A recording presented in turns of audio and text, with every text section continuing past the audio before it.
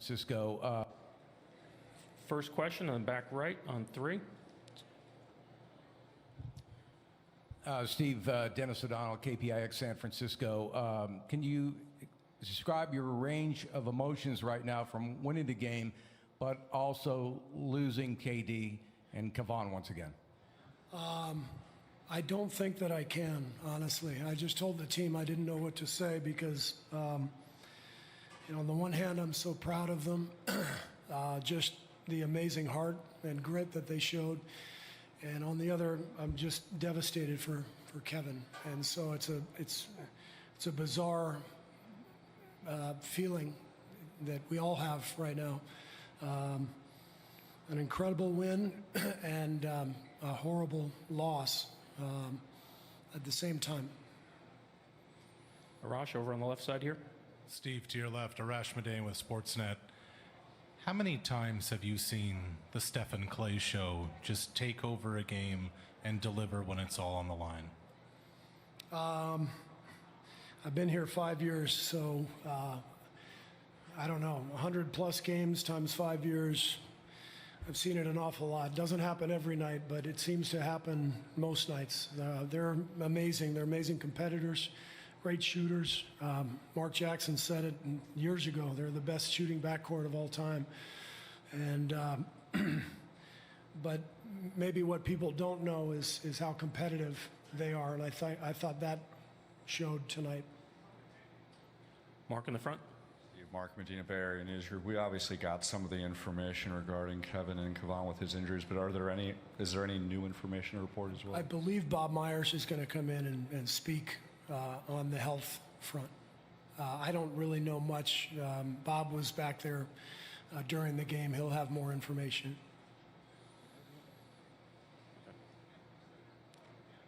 Go ahead. Anthony Snyder with The Athletic. Is there any regrets about bringing Kevin back into the series now with what happened? Again, I'm going to leave that to Bob. Right over here, Dan. Steve, Dan Wenke with the Los Angeles Times. It looked like DeMarcus was not going to be in the rotation tonight, and then Kevin gets hurt. How critical were those 4 minutes from DeMarcus and kind of getting everybody back into the game after such a shocking thing? Yeah, I thought DeMarcus was fantastic tonight. He stayed ready. He didn't get the first call, for that second quarter run. We went to Bogut, and then with the injury, we knew we needed his scoring, and he stayed ready and played a brilliant game. So very happy for him, and he's he's been through an awful lot himself over the last year plus with his own injuries. So this was a great night for him individually, and very happy for him. Again, over here in the same row. Steve, Brandon Hurley with the Carroll Times-Herald. Kawhi Leonard had a huge stretch in that fourth quarter. He took over the game. They regained the lead, the Raptors did, and the crowd was going crazy. You guys could have folded, but you guys regained the lead and then pulled it out. How do you think you guys were able to do that and overcome that? I think we went down 6, if I'm not mistaken, and maybe it was 5. I don't remember. Was it 5, 6? But Steph and Clay hit back-to-back threes, I believe, and we got stops. Our defense was bending down the stretch, but we didn't break, and the last stop was tremendous. Amazing defense on that last play from all 5 guys. Draymond's block, he covered so much ground on Kyle's shot from the corner. So our guys did with it, and they stayed poised, and just an amazing job finishing the game. Last 3 questions here and on the aisle, and Tristan in the front. Steve, Logan Murdoch, NBC Sports Bay Area. I mean, talked about resiliency and overcoming these injuries. What have you seen from your team throughout this postseason run when it comes to overcoming those types of obstacles? I've seen it over and over again, so it's not really surprising. This is who they are. They've accomplished so much over the years, and that doesn't just happen. And it doesn't just happen with talent. There has to be more that goes into it. And it's that fight, that competitive desire that I talked about, and that ability to stay poised under pressure. It was brilliant to watch. Hello.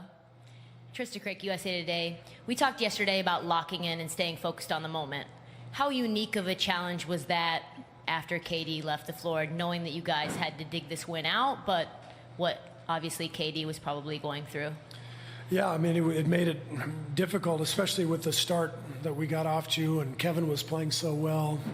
So it was a real shock when he went down. And so I give our guys credit. They hung in there and expanded the lead and, kept us in a pretty good spot going into halftime. Last question here on the left side. Steve, Reed Forgrave with CBS Sports. The whole air went out of the building when Kevin went down. Everyone seemed shook. How do you and the leaders from your team try to go back out there and fight after experiencing something like that? What did you say to them? What was that moment like? I didn't say anything. There was nothing to be said, The Raptors players were telling the crowd to be quiet out of respect, which I appreciated, because some of the fans were cheering when it happened, and I think the Raptors players understood, how serious it was, and they sort of quieted the crowd, and there was just a couple minutes there where it all seemed so eerie and strange, and it took maybe a little bit for both teams to collect themselves. Thank you. Thank you, Coach.